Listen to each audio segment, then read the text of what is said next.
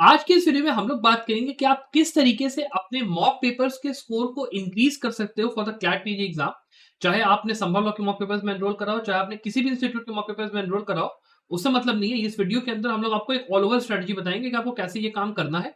और उसके साथ में मान लो आपका 20 नंबर पे रुका हुआ है, 30 पे रुका है, 40 पे रुका है, तो कैसे वो धीमे धीमे करके आप इंप्रूव करोगे, कैसे होगा, सब कुछ बातें हम लोग करेंगे। तो बिना देर की वीडियो को शुरू करते हैं। और सबसे पहले हम लोग एक ब्रीफ आइडिया ले लेते हैं पेपर पैटर्न का, थोड़ा सा वो इंपॉर्टेंट है समझना। देखिए, यहाँ पे ये जो पेपर होता है ना, वो आपका 120 टोटल मार्क्स का होता है। अब ये जो 120 आपके मार्क्स है ना, इसके अंदर देखने वाली चीज़ ये होती है कि आप टारगेट क्या कर रहे हो? क्या आप एक पीएसयू टारगेट कर रहे हो? तो आपके लिए ऑब्वियस सी बात है, ज़रूरी है कि भाई मेरे जो स्कोर है, वो 90 आए, उससे कम पे तो बात बनेगी नहीं। मान लो टॉप 5 टारगेट कर रहे हो, तो आपको 75 प्लस के आस-पास चाहिए। इस तरीके से सब कुछ चलता है। लेकिन आपको ये भी देख के चलना है कि जो आपके मॉक पेपर्स हैं, वो किस क्वालिटी के हैं और किस डिफिकल्टी के हैं कि आप एक फेयर कंपैरिजन ले पाओ कि भाई क्या मामला यहाँ पे चल रहा है। तो उसका बेस्ट तरीका यह है कि आप अपने मॉक पेपर्स जो भी आपने जिस भी इंस्टीट्यूशन का लिया है, ठीक है, आप उसको उठाइए और उसको कंपेयर करना शुरू करिए 2020, 2021, 22 और आपके 2023 के जो आपके क्लैट पीजी के पेपर्स हैं उनसे कंपेयर करिए। सीधा सीधा हिसाब किताब है। कंपेयर करके ये देखिए कि भाई जो क्वेश्चन मॉक पेपर में दिए हैं, जो क्वेश्चन यहाँ पे दिए हैं, उनमें कितनी सिमिलैरिटी है। क्या जो क्वेश्चंस हैं वो बहुत ज़्यादा डिफिकल्ट है, क्या वो क्वेश्चन बहुत ज़्यादा ईज़ी हैं? और उसके हिसाब से एक वो बनाइए आप। प्लस एक काम ये भी करिए कि इन 4 पेपर्स को आप अटेम्प्ट कर लो। जो आपके क्लैट पीजी वाले पेपर्स हैं, इनको अटेम्प्ट कर लो और अटेम्प्ट करके देखो कि क्या एवरेज स्कोर आया। और फिर जो अपने मॉक पेपर्स है उसके एवरेज स्कोर के साथ मैच करो। अगर आपका एवरेज स्कोर ज़्यादा है, इनमें कम है, आपको समझ में आ जाएगा कि इनकी डिफिकल्टी ज़्यादा है, इनका कम। एक तरीका ये है। और दूसरा तरीका ये है कि आप एक ओवरऑल स्टडी कर लो, ये है। अगर मैं स्पेसिफिकली संभव लॉ के मॉक पेपर्स की बात करूं, बिकॉज हम लोग जो अपने मॉक पेपर्स डिजाइन करते हैं वो क्लैट पीजी के पैटर्न से थोड़ा सा डिफिकल्ट होता है। तो हमारे मॉक पेपर्स में अगर आप मान लो एनरोल्ड हो और आप अगर मान लो 70 या 75 स्कोर कर रहे हो, that is a very very good score मेरे हिसाब से। आप आराम से ये चीज समझ सकते हो कि टॉप 5 एनएलयूज के लिए और आप ये कह सकते हो पीएसयू के लिए भी काफी अच्छा ये स्कोर मैं आपको कह सकता हूँ कि है। बेटर भी आप स्कोर इसमें कर सकते हो डिपेंडिंग अपॉन कि जो मॉक पेपर है उसका फोकस क्या है, किस हिसाब से है। अब थोड़ा सा ड्यूरेशन ऑफ एग्जाम और बाकी चीजों पे बात कर लेते हैं, जो फैक्टर्स होते हैं मॉक पेपर्स के अंदर कैसे वर्क करते हैं उस पर बात कर लेते हैं। देखिए, यहाँ पे जो एग्जाम है ये 2 घंटे का पेपर होता है। इसमें मेरी जो आपको एडवाइस रहेगी वो ये है कि आप 2 घंटे के अंदर में पहले मॉक पेपर खोल के ये देख डालो कि भाई जो क्वेश्चंस हैं, जो पैराग्राफ्स हैं, वो कौन कौन से हैं, ठीक है। और उन पैराग्राफ के अंदर ये चेक करिए कि भाई जो केस लॉज पूछे गए हैं वो कौन से हैं। फिर मान लो इंटरनेशनल लॉ का जूरिस्प्रूडेंस का पैराग्राफ है तो वो किस चीज पे है, और उसको नोट डाउन करके 5 मिनट में ये डिसाइड कर लो कि भाई जो चीजें मुझे पहले आती हैं उनको मैं पहले टाइम दूंगा, उनको मैं पहले लगाऊंगा, और जो चीजें बाद की हैं उनको मैं बाद का अपना वो करूंगा। अगर मैं एक मॉडल, एक आपको हाइपोथेटिकल बताऊं कि किस तरीके से मॉक पेपर्स बनने चाहिए, जो प्रॉपर फॉर्मेट होता है वो ये है कि आपके 3 पैराग्राफ सीधे सीधे कॉन्स्टिट्यूशनल लॉ के होने चाहिए। प्लेन एंड सिंपल हम लोग जैसे मॉक पेपर बनाते हैं हम लोग यही करते हैं। और उसमें भी आपका एक पैराग्राफ लेबर आर्बिट्रेशन एनवायरमेंट का अपना एक मिला जुला के होता है। उसके बाद क्रिमिनल लॉ के हम लोग 2 पैराग्राफ और फैमिली कॉन्ट्रैक्ट का एक, और यहाँ पे फैमिली कॉन्ट्रैक्ट कॉर्पोरेट का एक हम लोग मतलब शफलिंग करते हैं। एक एक पैराग्राफ इंटरनेशनल लॉ जूरिस्प्रूडेंस का होता है और बाकी आपके मिसलेनियस 2 होते हैं। इसमें हम लोग कुछ भी अपने हिसाब से जो हमें सही लगता है कि हमें इस हिसाब से जूरिस्प्रूडेंस हैवी बनाना है या इंटरनेशनल लॉ हैवी बनाना है, हम लोग वो काम यहाँ पे कर देते हैं। तो उसके हिसाब से आप पहले ही नोट कर लो कि भाई कौन कौन सा सब्जेक्ट है, कौन कौन से मॉक्स है, मतलब कौन कौन से आपके आने वाले हैं, और अपने हिसाब से उस पेपर को अटेम्प्ट करो। और ये कोशिश करो कि जो नॉन पोर्शन है पेपर का वो आप कोशिश करो 1 घंटे में खत्म करने की। और फिर बाकी की जो बचा हुआ 1 घंटा है उसमें आप प्रॉपर्ली फिर तुक्का मारना शुरू करो जो बचे हुए पोर्शन है उन क्वेश्चन का, जिसमें कि आपको थोड़ा बहुत आता है, या आपको फाउंडेशन सब्जेक्ट में से मान लो थोड़ा सा क्वेश्चन आता है, या फिर ऐसा है कि जो पैराग्राफ आपका दिया हुआ है उसमें से आप आंसर यहाँ से ढूंढ के निकाल पाए। अगर मैं इस पॉइंट ऑफ व्यू से बात करूं कि आप मॉक पेपर्स के अंदर स्कोर को आपको कैसे इंप्रूव करना है वो आप समझ लो। होता क्या है कि आपके जो मॉक पेपर्स हैं उनके अंदर एक मिक्स ऑफ क्वेश्चंस है। यहाँ पर जो 3-4 क्वेश्चंस हैं वो आपके ऐसे होंगे जो कि पैराग्राफ के अंदर से आपको आंसर ढूंढने में हेल्प आप करोगे, बेसिकली मिलेगा। या फिर अगर आपको केस की नॉलेज है तो आप वो क्वेश्चन आंसर कर पाओगे। 3-4 क्वेश्चन ऐसे होंगे 10 में से। फिर आपके जो बाकी के 5-6 क्वेश्चन हुए मान लो जो आपके हैं बचे हुए, वो आपके होंगे फाउंडेशनल नॉलेज के ऊपर सीधा सीधा, ठीक है। तो आप जब अपना मॉक पेपर लगा के बैठ रहे हो, उठ रहे हो जब मॉक पेपर, तो उसको एनालाइज करो।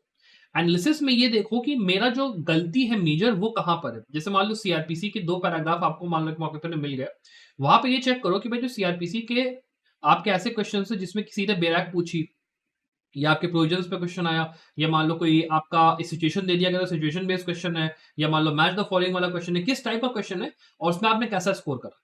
अगर उसमें आपका स्कोर ठीक है तो मतलब ये है कि आपको फिर केस लॉस पढ़ने की ज्यादा जरूरत है, तो वहां से आपका स्कोर बढ़ेगा। और अगर मान लो फाउंडेशन की क्वेश्चन नहीं सही कर पा रहे हो, तब समझ लो आपकी पढ़ाई में कहीं ना कहीं बहुत लंबा फिर लफड़ा है, खोट है आपकी पढ़ाई में। आप ये चीज समझ के चलो कि फाउंडेशन के क्वेश्चन गलत नहीं होने चाहिए।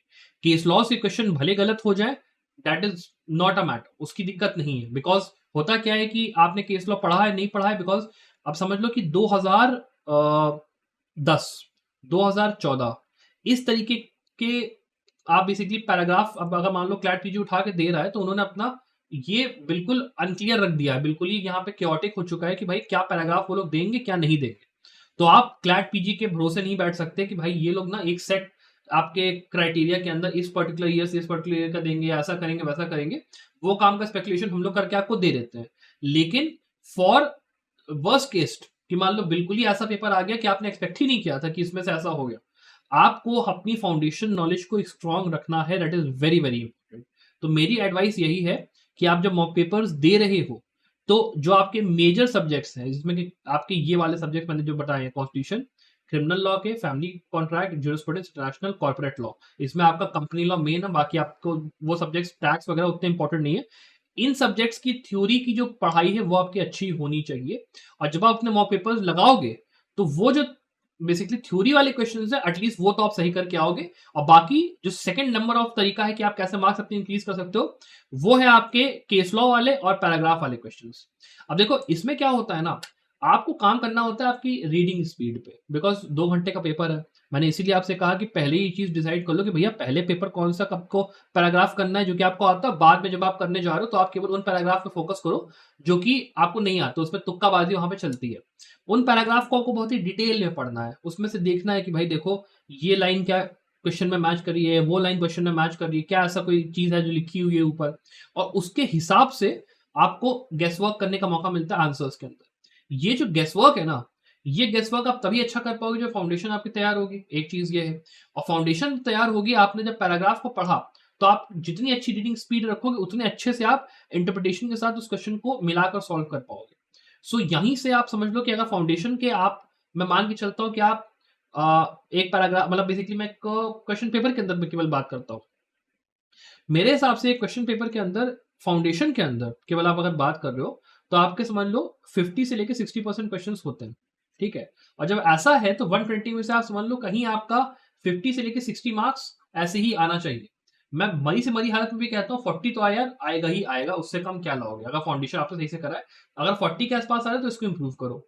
फिर जो बचे हुए आपके मैथ्स है वो आपके केस लॉज और बाकी चीजों के हैं, उनको आपको जो अगर मान लो लाना है और आपको पैराग्राफ बेस्ड क्वेश्चन के अगर आपको आंसर करने हैं, तो उसके लिए आप जितनी प्रैक्टिस करोगे मॉक पेपर्स की, उतना आप इंप्रूव करता हुआ अपना लेके जाओगे। और एक और चीज ये भी है कि जो मॉक पेपर्स होते हैं उनका आप समझ लीजिए कि जो पर्पस है वो ये नहीं है कि आपने मॉक पेपर दिया, आपके नंबर कम आ गए, अब आप बस हो ही नहीं, आप यू आर अ लूजर, आपसे कुछ नहीं हो पाएगा। That is not the purpose of a mock paper.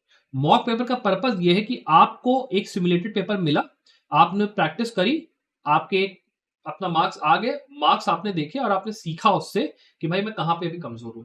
इसीलिए मैं हमेशा आपसे कहता हूं कि पूरा एक महीना पूरा पूरा आपको केवल मॉक पेपर्स की प्रैक्टिस के लिए देना है।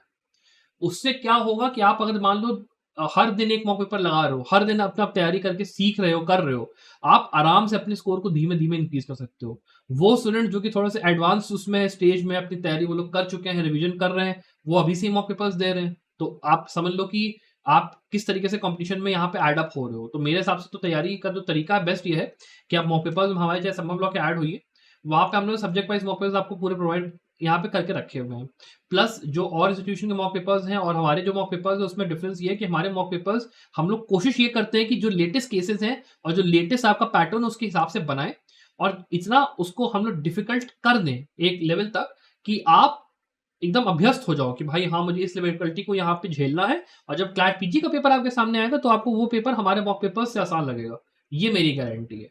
तो इसीलिए इट इज इंपॉर्टेंट कि आप जो भी मॉक पेपर्स में एनरोल करो या जो भी वो करो, आप पहले देख लो कि भाई कौन सा बढ़िया है, कैसे है, क्या है, उसके हिसाब से अपना देखो। हम लोग के लिए आप आ सकते हो, सीधे टेलीग्राम चैनल पे आ जाओ, वहाँ पे हम लोग रोज़ाना क्वेश्चंस पोस्ट करते हैं, आपको पता चल जाएगा मॉक पेपर्स की क्वालिटी हमारी क्या है, कैसे है। हमारे ऐप के ऊपर एक बार आप जगह होगे तो वहाँ पे भी आपको फ्री सैंपल्स मॉक पेपर्स के आपको मिल जाएँगे, तो आप वहाँ से भी टेस्ट आउट कर सकते हो। अपार्ट फ्रॉम दैट अगर मान लो आपको कोई भी डाउट्स है मॉक पेपर्स के रिगार्डिंग ये कैसे करना है, क्या करना है, इंप्रूवमेंट स्किल्स की क्या वो है, आप मुझे कमेंट नीचे बताइए। I wish the very, very best of luck for you to success. Bye.